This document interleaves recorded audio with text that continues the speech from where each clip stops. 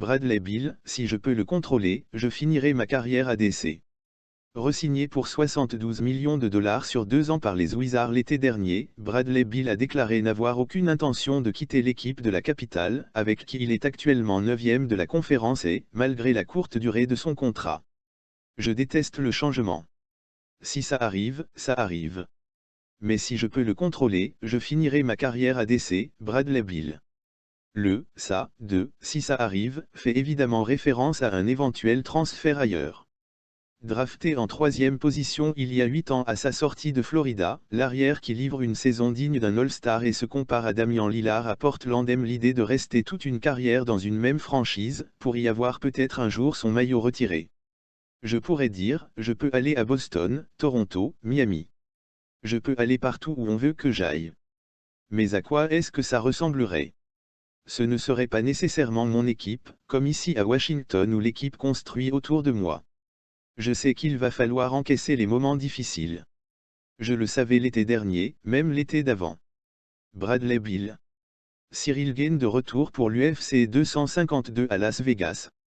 Touché par un pneumothorax et dans l'incapacité de tenir sa place pour l'UFC 249, Cyril Gane reviendra lors de l'UFC 252. C'est un mal pour un bien concernant Cyril Gane. Pas remis à temps de son pneumothorax pour l'UFC 249 de New York. Il sera de l'UFC 252, le 11 juillet prochain à la T-Mobile Arena, de Las Vegas selon nos sources. L'information est également confirmée par RMC Sport. Cet UFC 252 sera l'événement phare de la 9e International Fight Week annuelle de l'UFC. Selon le président de l'organisation Dana White, Kamaru Usman et Georges Masvidal sont pressentis pour être le main event. Actuellement numéro 15 de la catégorie heavyweight, Cyril Gane affrontera bien Shamil Abdurakhimov, numéro 10. Bref, l'ascension se poursuit pour notre Frenchie. Le sort de Crystal Palace a ruiné la confiance de 24 ans, affirme son père Itk. Crystal Palace, un club de Premier League, pourrait regretter sa décision de laisser Alexander Sorloth s'éloigner du parc Selhurst maintenant. Le père du prolifique Norvégien Alexander Sorloth a admis qu'un sort difficile à Crystal Palace avait laissé son fils souffrant d'une crise de confiance, s'adressant au football turc. Alors que le palais de Roy Hodgson continue de survivre malgré leurs options d'avant-centre plutôt qu'à cause d'eux, un homme que les Eagles ont prêté l'été dernier connaît une résurgence remarquable que même Derrick Brown n'a pas vu venir. Sorloth a pillé 19 buts en 23 matchs de Super League depuis qu'il a rejoint Trabzonspor, forme si impressionnante qu'elle a permis de créer des liens de 42 millions de livres avec le Real Madrid, Assist analyse. Même le phénoménal Erling Braut Haaland s'incline devant le « roi du Nord » de nos jours.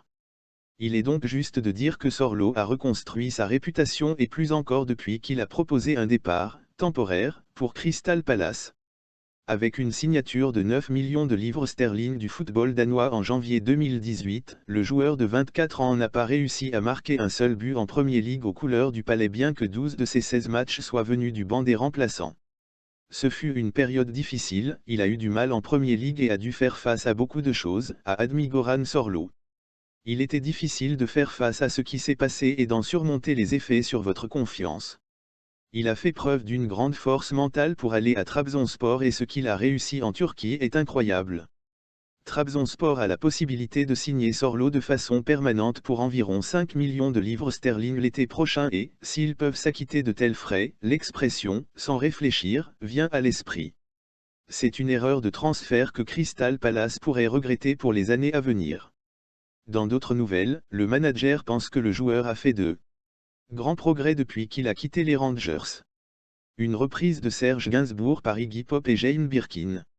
La chanson Elisa, interprétée en duo par Birkin et Gainsbourg en 1969, a été remise au goût du jour lors du Tonight Show. C'est en français que les deux artistes ont chanté ce titre issu de l'album intitulé Jane Birkin et Serge Gainsbourg. Cette dernière était présente sur le plateau du célèbre talk show américain pour faire la promotion du concert Birkin-Gainsbourg The Symphony qui aura lieu ce vendredi au Beacon Theatre de New York. Iggy Pop et Charlotte Gainsbourg feront d'ailleurs partie des invités d'honneur lors de l'événement. Iggy Pop a partagé plus tôt cette semaine un nouveau clip pour son titre We Are the People. Le morceau, présent sur son dernier album Free, rend hommage à Lou Reed. Cette nouvelle vidéo, minimaliste, célèbre le 78e anniversaire de l'auteur-compositeur. On y voit l'ex-frontman des Stooges, face caméra, pour interpréter son titre dont les paroles s'inspirent d'un poème écrit par Lou Reed en 1970. Ce magnifique poème reste incroyablement pertinent aujourd'hui. Ce qu'il dit est tellement vrai, We are the people. Le chanteur est actuellement très occupé puisqu'il avait également interprété récemment son titre en live accompagné de Laurie Anderson au profit de la Tibet House. Anderson s'était marié à Lou Reed en 2008.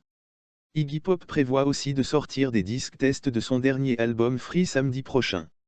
Ils seront limités à 340 copies et comprendront un vinyle bonus comportant 2 chansons ne se trouvant pas sur l'album final, Brahms Lullaby et Hippie Seul tout tromba. L'artiste était aussi apparu sur le titre de Cage the Elephant, Broken Boy, sorti sur le 5e album Social Cues. Cage est un groupe débordant d'énergie, vivant pleinement l'aventure rock, avait déclaré Iggy Pop. Pendant quelques minutes, j'étais l'un d'eux. C'était vraiment cool. Justin Chambers, Grey's Anatomy, richissime, découvrez le montant incroyable de sa fortune. Justin Chambers est très riche et on vous propose de découvrir le montant incroyable de sa fortune dans cet article. Alors que l'on connaît désormais le sort d'Alex Karev dans la saison 16 de Grey's Anatomy, Justin Chambers fait ses adieux à la série qui l'a rendu si célèbre. Que les fans se rassurent, il est parti en bons termes, que ce soit avec les autres acteurs ou avec la production. Lors d'une interview pour Variety, il avait expliqué à ce sujet, il n'y a pas de bon moment pour dire au revoir à une série et à un personnage qui ont déterminé tellement de choses dans ma vie ces 15 dernières années.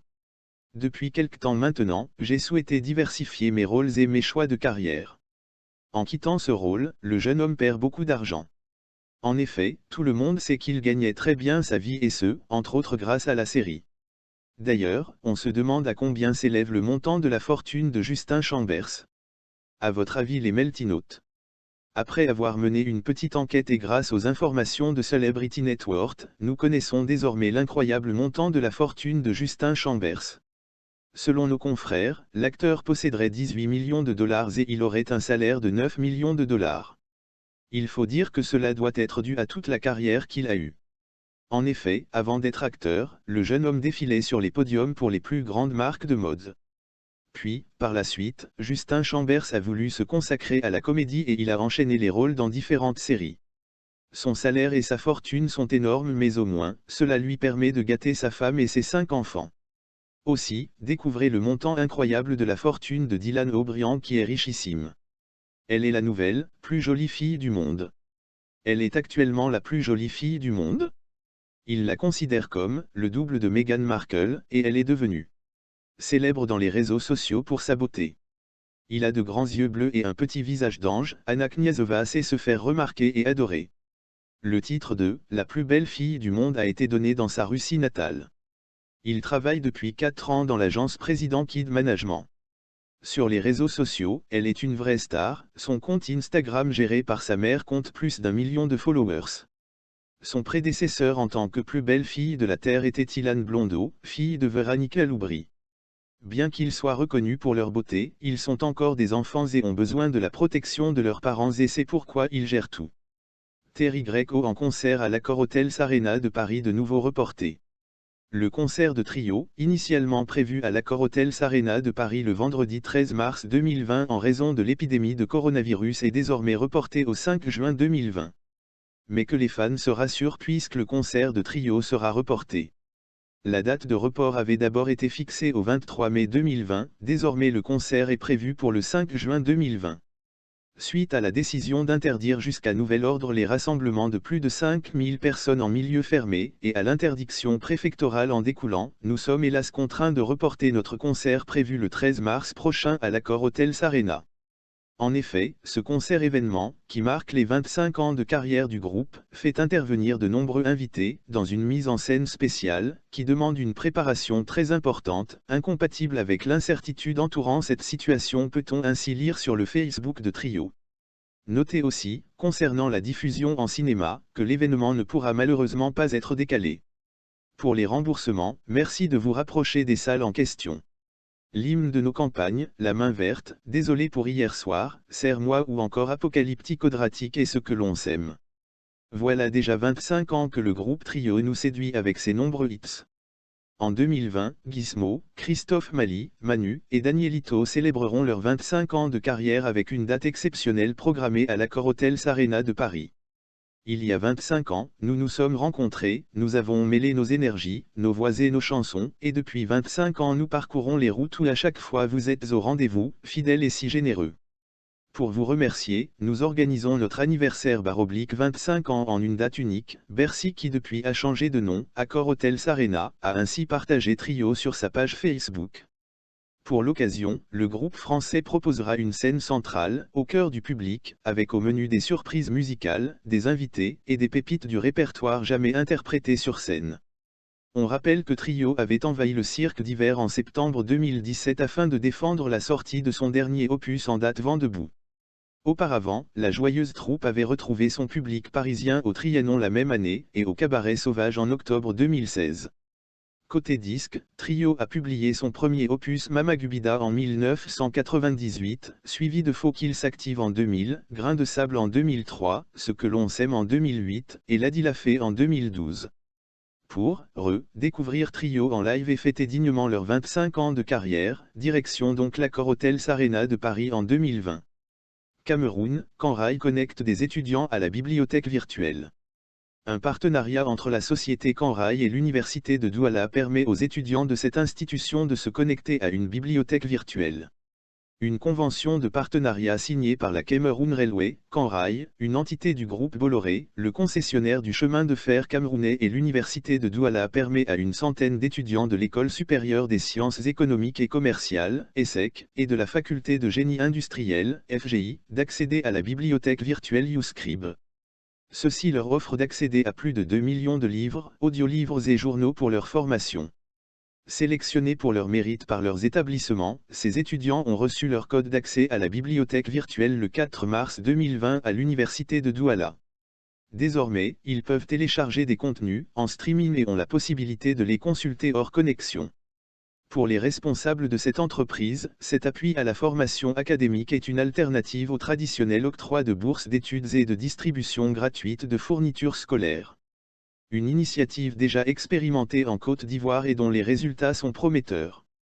C'est la volonté affichée du groupe Bolloré de diversifier les actions en faveur des universités et grandes écoles dans le cadre des partenariats qu'il a initiés depuis plusieurs années. Le directeur général adjoint de Kanraï souhaite, aux côtés des pouvoirs publics, contribuer à bâtir une génération cultivée, responsable et consciente du rôle qu'elle doit jouer afin de contribuer, à sa manière, à bâtir des sociétés fortes, ont-ils expliqué.